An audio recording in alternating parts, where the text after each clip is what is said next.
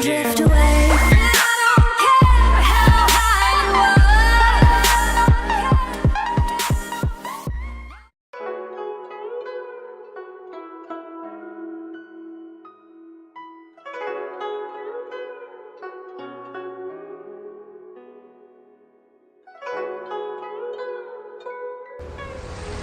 you It takes 5 minutes to swing each giant bucket across the void to the top of the dam.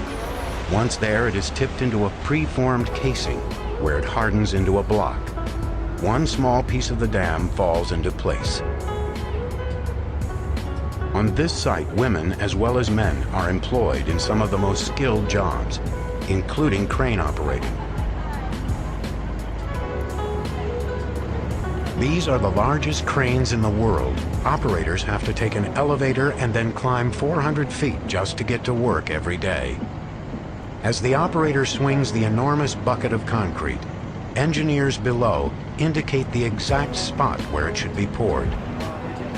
Since September last year, we've been operating right up here at this height. It's much higher than before, but it honestly doesn't scare me too much. To tell you the truth, once you get used to it, the actual height doesn't bother me. It's all the same to me. Just a moment. I have to give it my full attention. It's really complicated up here. There are other cranes around, and you have to be very careful to avoid collisions.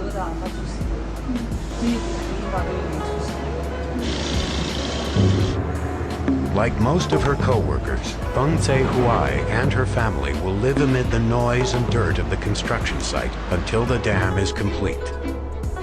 But it's not just the workers who have endured the brunt of the dam's construction. Officially, 1.2 million Chinese people are being driven from their homes over the course of the project. When the Three Gorges Dam is complete, the water level will rise behind it to over 500 feet, creating a reservoir nearly 400 miles long, where once there were thriving river communities. The biggest worry for all those involved is not the technical challenge, but the fate of the million or so people who live along the shores of the Yangtze between the dam and Chongqing. All these communities along the riverbanks will have to be moved. The biggest problem is resettlement of people who live in the reservoir area. With the Three Gorges Dam, we can protect the people in the lower reaches, some 15 million people. But it will cause problems for the people in the upper reaches, which will be submerged. Currently, that is about 840,000 people. By the time the dam is completed, by natural increase, this will have become 1.13 million. But experts disagree about the number of people being resettled. I asked the Chinese when I was there, I said, what's the largest number of people you've ever moved for a dam project in your history? And they said 250,000 people in the 1960s. And my assumption was that at that time they were done at the end of a bayonet. Well, now you have a much different country, you have a much different China, and you're going to move 2 million people? The water started to rise when the river was blocked off in 2003. The reservoir will be completely full by the year 2009. 2 major cities, 140 towns, 1,350 villages, and nearly 100,000 acres of farmland will disappear. In 2004, the reservoir was longer than the Grand Canyon.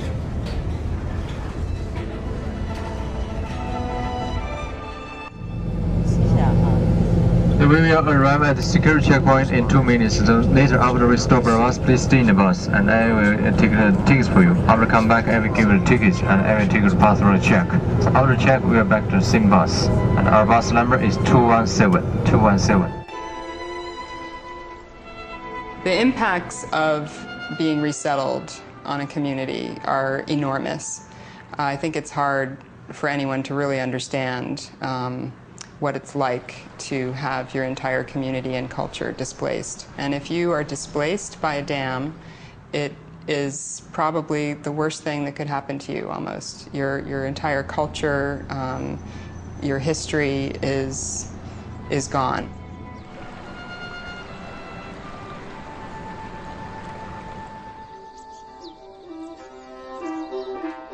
In some villages, the past survives in name only.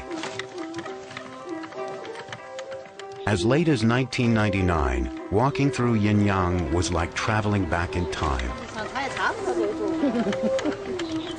Women spun yarn as they had for centuries. The miller ground winter corn and summer rice on the same millstones used by his grandfather and great-grandfather.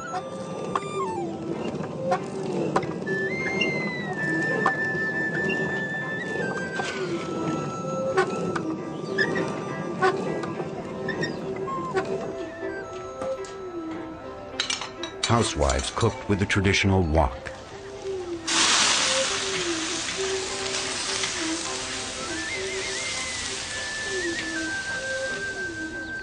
The village was almost self-sufficient, producing its own food, making its own clothes. The streets had never heard the sound of motorized traffic. It was a unique way of life. Through self-sufficiency, the village survived centuries of turmoil. This is where the ancient village tree stood for centuries. This was time-hallowed ground that had to be abandoned forever.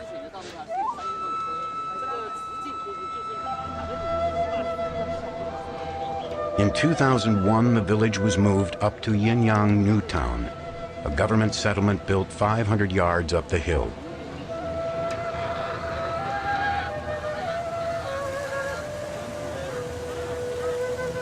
Here the villagers will have to start again, without any reminders of their past.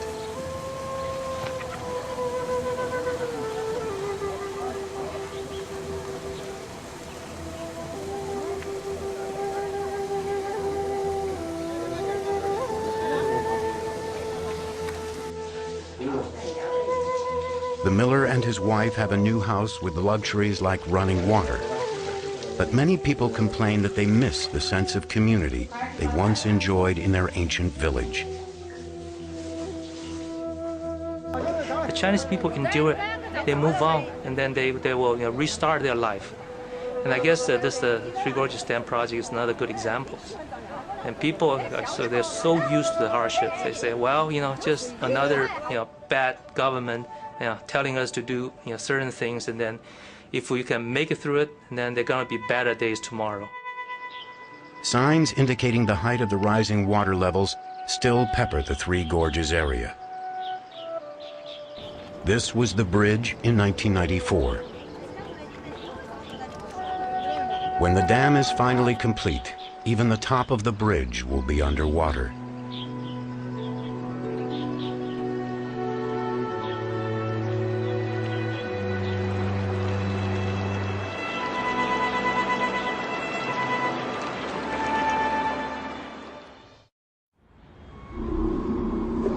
Construction continues at a relentless pace. Nearly 30 million cubic meters of concrete will be poured. The walls stand over 600 feet high. They are thick enough to withstand a conventional missile attack. Over 40,000 workers rotate in 24-hour shifts in a struggle to meet the Chinese government's ambitious deadline. But in April 2002, construction stopped immediately. Engineers discovered cracks on the face of the Three Gorges Dam. They claim that the materials they use may not have been the best for the past 2-3 years when they use it to pour the concrete on the dam site. Robin Charlwood is a world expert on large dams. Building a dam of this type with such a large mass of concrete, you place the cement and the water and the aggregate and create a chemical reaction to make the concrete. But in the course of that chemical reaction generates heat. And so the inside of this structure would expand, whereas the outside would be cooler and won't. And so what happens in all concrete dams like this is you get a tendency for cracking on the skin. When the cracks appeared, the Chinese government turned to him for an independent analysis. The cracks were just surface cracks. They were less than 1 millimeter wide and 3 meters deep, and they would only go in so far and then they will stop. Assistant General Manager Chao Guanjing agrees. It is safe under any conditions. I think we can protect. The design standard is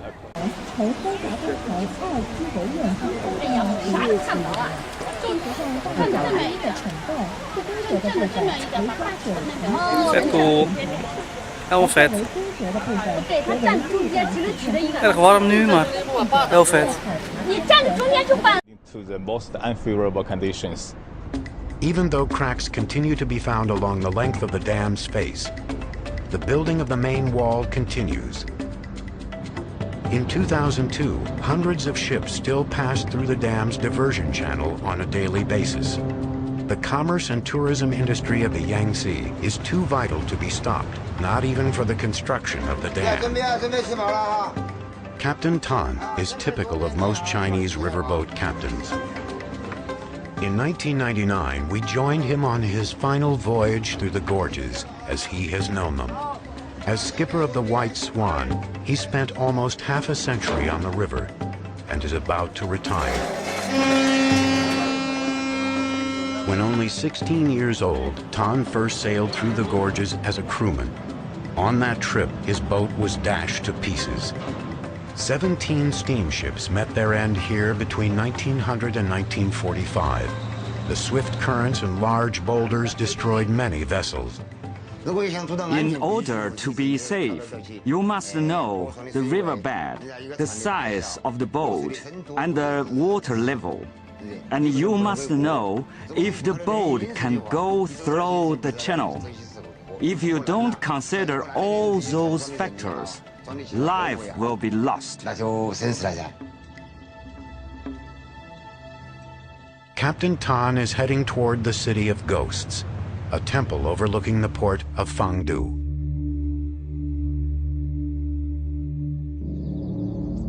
This is one of the most important religious sites not only along the Yangtze, but in all of China.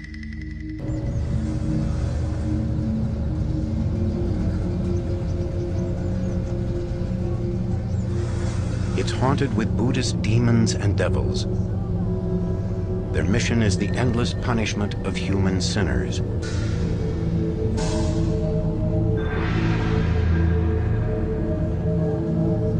According to legend, the tortures that awaited the wicked in hell were reported by inmates who were allowed to return to life. Their horrifying vignettes are housed in a series of temples constructed about 14 centuries ago. The City of Ghosts will survive the flood.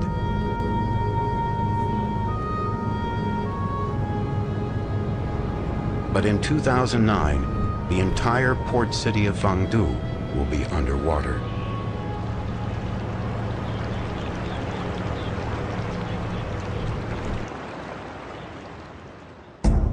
Only one building will survive high above the hill, the ghost temple that for centuries safeguarded the city. By 2004, the former port had truly become a city of the dead.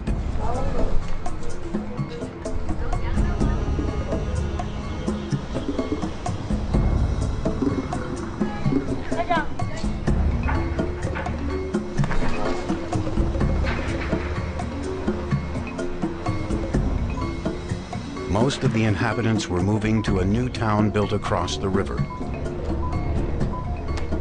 But for all its doom and gloom, some locals believe the temple has brought them good fortune. This is the government's policy. My friends and relatives are still here. The new city is only across the river from here. It is not far away. The new city is good, of course. The houses are modern. These are all old houses. David Li was born on the Yangtze, close to Fengdu. He was a river guide for 16 years. Now he's come back to witness the city's final days. it's very good, very happy for little kids or young people to be relocated because they're going to have better living condition, better education, and better opportunities, job opportunities. But for those people in their golden age, probably they prefer to stay. I worry about those people.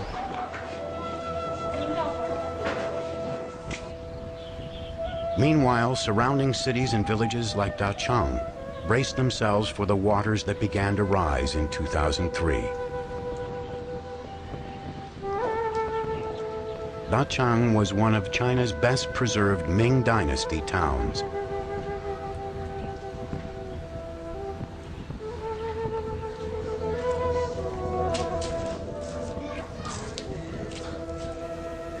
This was Dachang in 1997, before the waters came.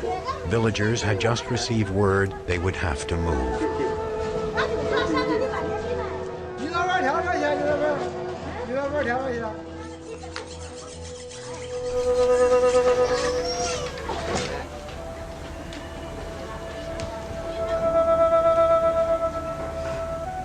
Madame Wang lived in the oldest house in Dachang with her husband and her younger son's family. The people in Beijing told us it will be just like what you see on TV.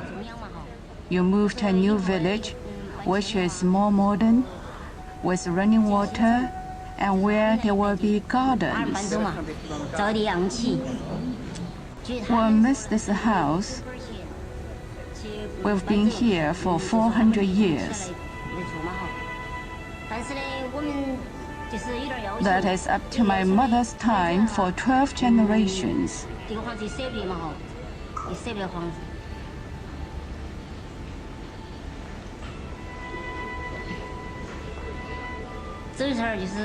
When we move, I'll just miss it. We don't want to move.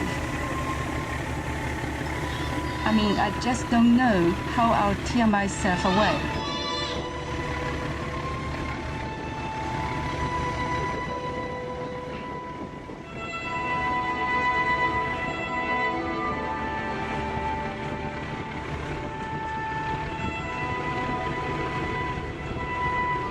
This was Dachang 8 years later.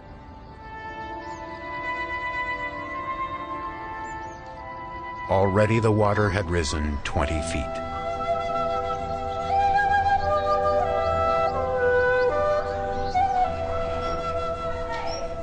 Half the town had been demolished. Only a handful of villagers remain.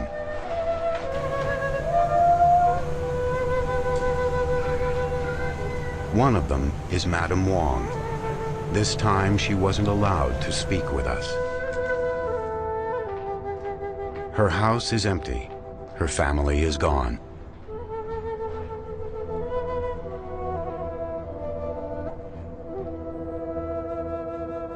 She spends her last days in the village praying silently for a reprieve that will not come.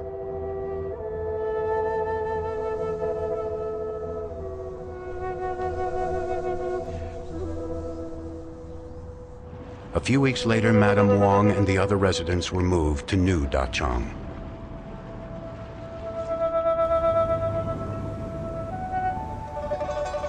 Rumors of civil unrest prevented our cameras from getting closer to the village.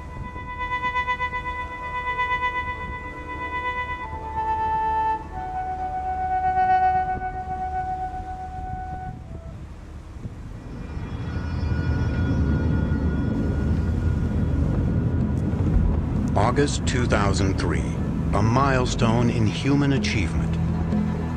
After 8 years of continuous work by 250,000 people, the main wall of the Three Gorges Dam is completed. It towers 607 feet and stretches for over a mile.